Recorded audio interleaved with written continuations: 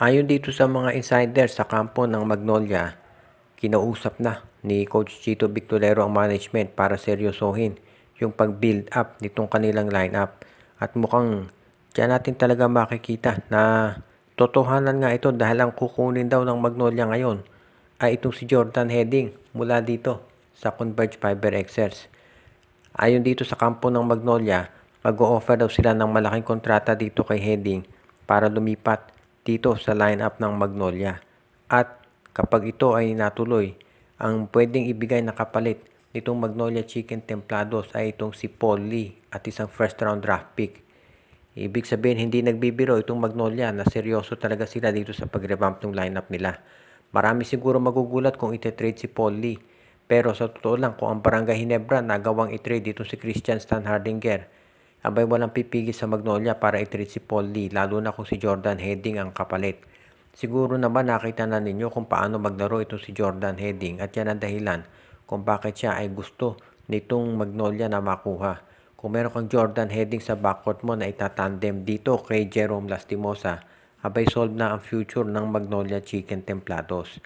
At yan ang dahilan kung bakit sa ngayon itong Magnolia ay gusto talaga na ituloy na ang trade na ito. Since parehong eliminated ang Magnolia at Converge, wala nang makapipigil sa ganitong transaksyon.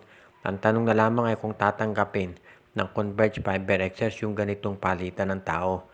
Siguro kung Paul Lee lang ang kapalit, baka hindi tanggapin. Pero dahil sasamahan ng Magnolia ng first round draft pick, malamang mapapayag na itong si Coach Franco Atienza na kunin ito si Paul Lee kapalit ni Jordan Heading. Abay yan, magiging sulit talagang trade yan para dito sa Magnolia Chicken Templados kung makuha nga nila itong si Jordan Heading.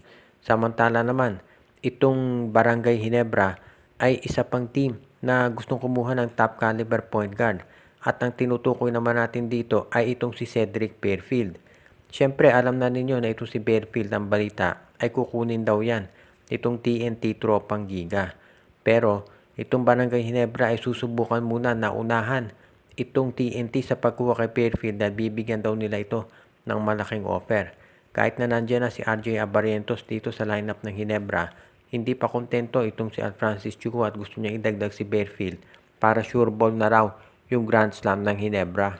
Siyempre, kung si Cedric Fairfield ang kukunin ng Barangay Hinebra, kinakailangan dekalibre din yung magiging kapalit nito. At ang kinukonsidera ngayon ng management ay itong si Maverick Ahan Misi. Diretsahan daw Fairfield for Ahan Misi ang ibibigay ng Hinebra.